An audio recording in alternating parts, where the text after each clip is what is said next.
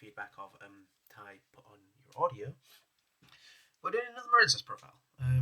I've changed it up a little bit, not a lot, because at the end of the day it is MARINCESS. The only things that really do change in a lot of decks is just the hand trap lighting up and maybe a few things in the extra deck, but I still do like playing this, and it has got me 1 or 2 tournament wins, so at least it still proves that it still works, and the fact that mine doesn't exist in the format just great to not hear that anymore. So anyways, into MARINCESS itself. So we play the 3 blue tang. This one is Foolish Burial plus Foxy, so it's just amazing. 3 of your Spring Girl. This is Extender. You banish 1 MARINCESS from your graveyard, and then you can summon it. And if it's sent to the graveyard as link material for water, you send the top card of your decks, so it burns. Well, sends the top card of your deck, and then if for every MARINCESS, it burns. So great for in-time condition. Gotta be very lucky. If you're in time in game 3, just spam the board full of MARINCESS to link this off, and then chain block it so that the Ash doesn't stop this. Then we have 3 Seahorse. Seahorse is just the one that summons itself under where a link monster points to. You've got to be careful with this because the amount of times that you think going into Sea Angel is good, and then you realise that this is the extender in your hand, and then you just lose. And we play the 2 for Skellis. We don't play more than this.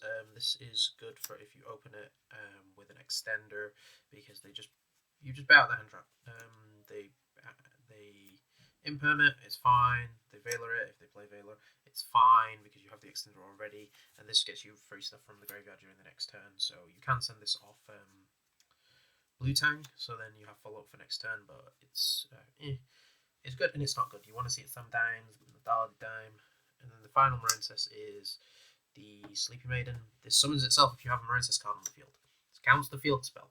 I have to keep telling myself that every game, that it summons itself under the field spell, so it's an extender, and it isn't, because the link ones require a level 4 or lower MARINCESS, so this does nothing, but it means that if you need to link climb, this is your link climb fodder.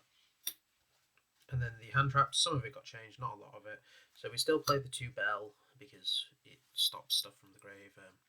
Tier is a sort of deck that you kind of worry about, sort of not. The 3 Nibiru, because it's still nib, it clears boards. If you're not up against what I would say, well, not even what I would say, what is actually the meta, then this is very, very good, and against other stuff, then you just side this out game 2. Game 3 is fine. 3 Droll and Hotbird. We don't play Ash Blossom anymore, because anything that you want to Ash, you would rather Droll them. You give them the 1 card, and then they just end their turn. And this is amazing against Flunder, because they do the 1 summon, and you just say no from there. That's it. And then finally, we play the triple DD Crow.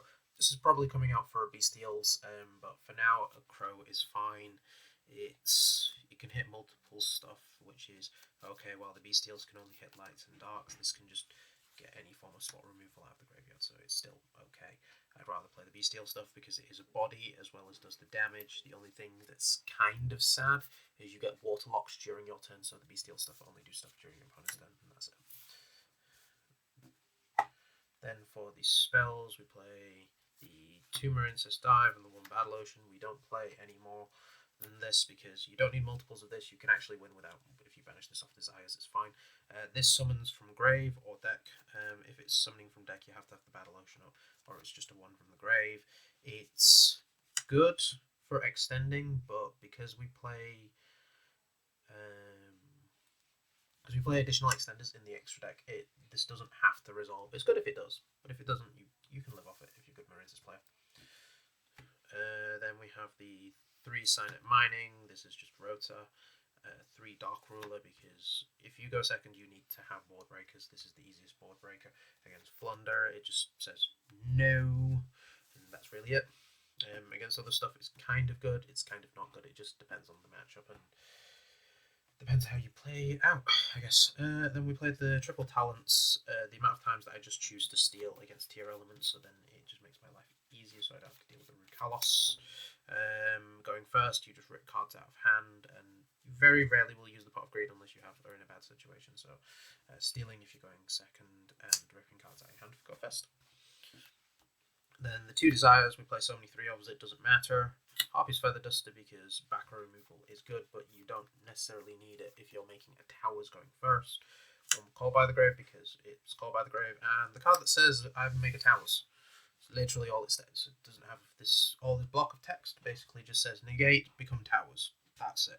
The only sad part is it's only towers on your opponent's stuff. If you decide to like nib yourself or that, then yeah, it doesn't protect you like that. So it's good and it's not good at the same time. Then for the extra deck, we just play 2 boss monsters.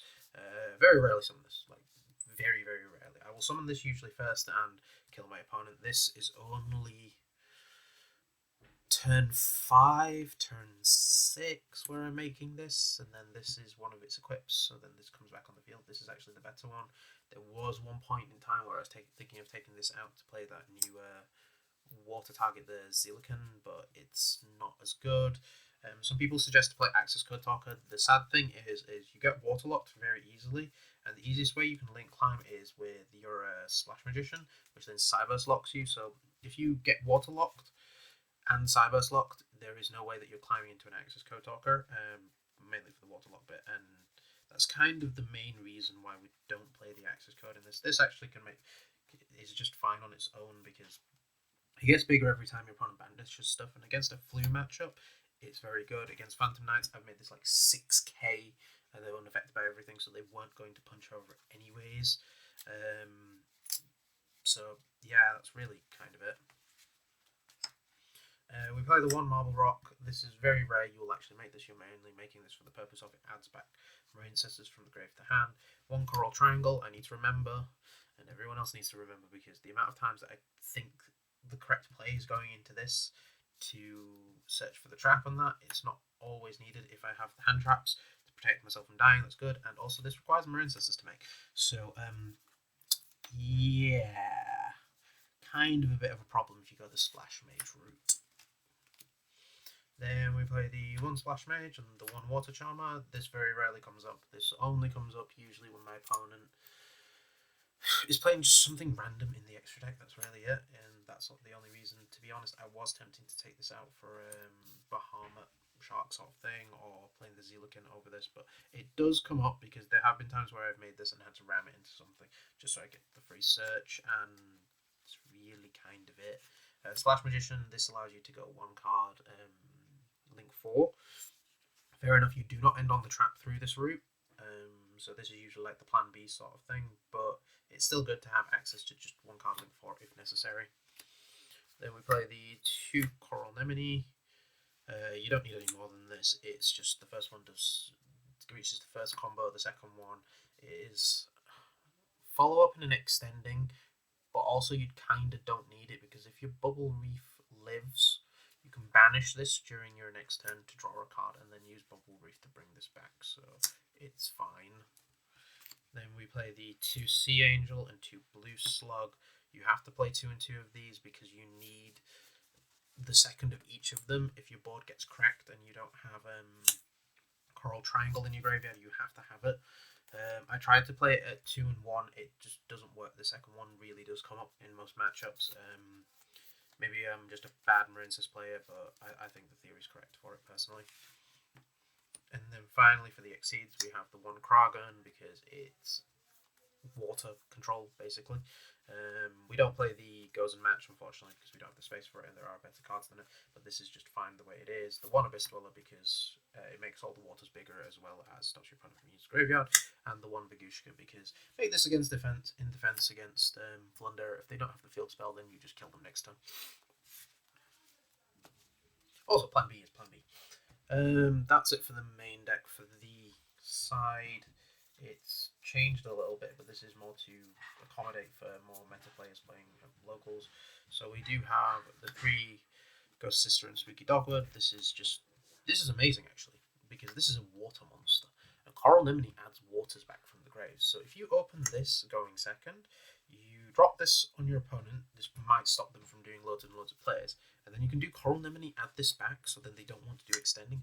This is like worse than dealing with Maxi at points, because your opponent just doesn't want to play, because you end up in a position where you have so much life that you can actually play the game a lot slower than your opponent, until you get to a decent play where you can kill them, basically. We play the 1 Gamazeel.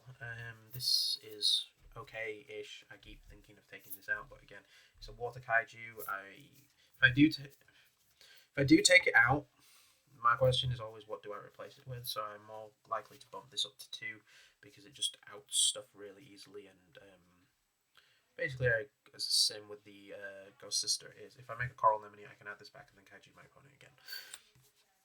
The triple Lightning Storm, you go second, you draw this, you blow up the board. 2 Cosmic Cyclone for more back row removal because back row removal is still useful and you don't want it to go to the grave, you always want it to be banished. We play the triple dimensional barrier. If you go first and you open this against Tia, you have guaranteed that you're going to win next turn because the great thing about this is the versions of Tia that are playing the Bestials in them, well, we have no light targets in this deck besides Nibiru, so you can just play around the Bestials by just not dropping lights and darks in your graveyard. Fair enough, the Shizu stuff is going to make it mill, but you just have to take the risk. And then finally, another board breaker. Yes, this follows the same logic as the Lightning Storm, however this is better than the Lightning Storm because everything gets banished face down. And that's pretty much it. That's the only reason it's better and worse at the same time. But yeah, that is it. There isn't really much I want to change. It seems to be functioning the way it's supposed to. The only thing I'm considering changing is obviously bumping this up, but it's a case of what do I take out from the extra from this. There is a point where I am thinking of taking out the double Cosmic and playing... oh wait, I already play Office in the Main. Forget what I was about to say. But yeah, there are some cards where, in other lists, that use the Gozen sort of route to control the board, but I don't feel that that is as good as like just playing board breakers at this point. It's like the whole thing of why would I want to waste cards preventing my opponent making the board when they can make the board and then just out the board and kill them. Obviously, there are some boards that are kind of very difficult to deal with, but it's just what it is, really. But yeah, that's really it for the deck.